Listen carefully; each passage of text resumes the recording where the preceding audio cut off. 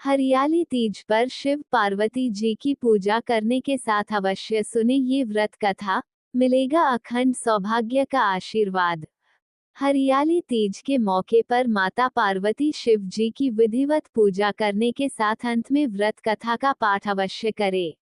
Video अगर पसंद आए तो चैनल को सब्सक्राइब करें, लाइक करें और शेयर करें, बिल्कुल नहीं भूले। तो चलिए शुरू करते हैं आज की हमारी कहानी। हिंदू पंचांग के अनुसार हर साल श्रावण मास के शुक्ल पक्ष की तृतीया तिथि को हरियाली तीज का पर्व मनाते हैं। श्रावण मास में पड़ने के कारण इसे श्रावणी तीज भी कहा जाता है। इस दिन सुहागिन महिलाएं पति की लंबी आयु और अच्छे स्वास्थ्य की कामना करते हुए भगवान शिव और माता पार्वती की विधिवत पूजा करने के साथ साथ व्रत रखने का विधान है। इसके साथ ही कुंवारी कन्याएं भी मनचाहा वर पाने या फिर विवाह होने में आने वाली अड़चनों से मुक्ति पाने के लिए इस व्रत को रखती हैं। मान्यता है कि इस व्रत को रखने से वैवाहिक जीवन में चली आ रही हर एक समस्या से निजात मिल जाती है और अखंड सौभाग्य का वरदान मिलता है।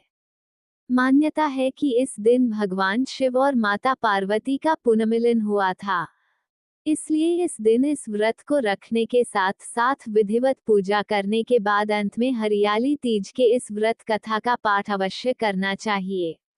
अगर आप पाठ नहीं कर सकती हैं, तो दूसरे से अवश्य सुनना चाहिए, तभी आपकी पूजा सफल होती है।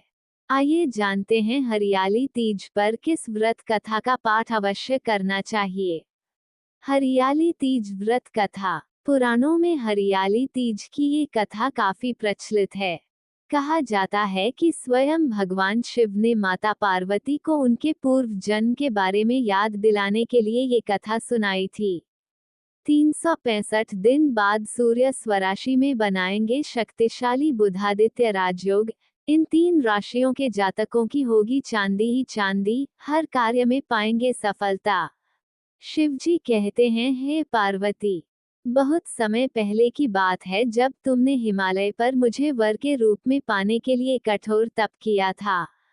इस दौरान तुमने अन्न जल त्याग कर सूखे पत्ते चबाकर दिन बिताए थे।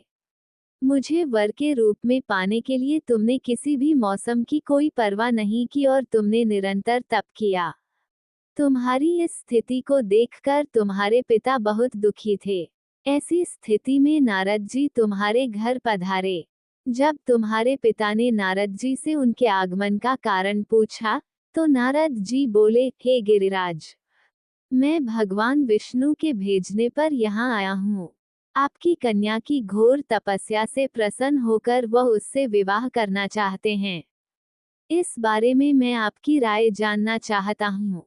नारद जी की बात सुनकर पर्वतराज अति प्रसन्नता के साथ बोले, हे नारद जी, यदि स्वयं भगवान विष्णु मेरी कन्या से विवाह करना चाहते हैं, तो इससे बड़ी कोई बात नहीं हो सकती।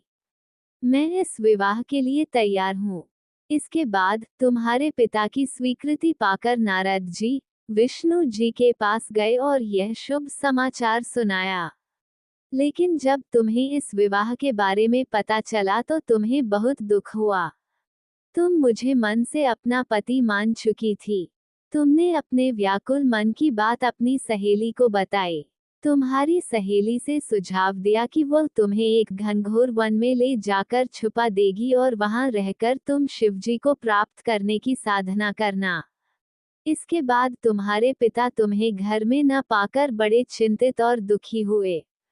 वह सोचने लगे कि यदि विष्णु जी बारात लेकर आ गए और तुम घर पर ना मिली तो क्या होगा।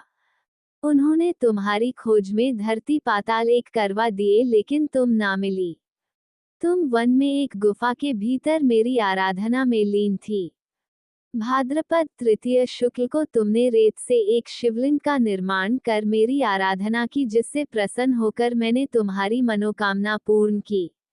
इसके बाद तुमने अपने पिता से कहा कि पिताजी, मैंने अपने जीवन का लंबा समय भगवान शिव की तपस्या में बिताया है और भगवान शिव ने मेरी तपस्या से प्रसन्न होकर मुझे स्वीकार भी कर लिया है। अब मैं आपके साथ एक ही शर्त पर चलूंगी कि आप मेरा विवाह भगवान शिव के साथ ही करेंगे। पर्वतराज ने तुम्हारी इच्छा स्वीकार कर ली और तुम्हें घर वापस ले गए। कुछ समय बाद उन्होंने पूरे विधि विधान से हमारा विवाह किया। भगवान शिव ने इसके बाद कहा कि हे पार्वती, तृतीया को तुमने मेरी आराधना करके जो व्रत किया था, उसी के परिणाम स्वरूप हम दोनों का विवाह संभव हो सका। इस व्रत का महत्व यह है कि मैं इस व्रत को पूर्ण निष्ठा से करने वाली प्रत्येक स्त्री को मनोवांछित फल देता हूँ। भगवान शिव ने पार्वती जी से कहा कि इस व्रत को जो भी स्त्री पूर्ण श्रद्धा से करेगी उसे तुम्हारी तरह अचल सुहाग प्राप्त होगा।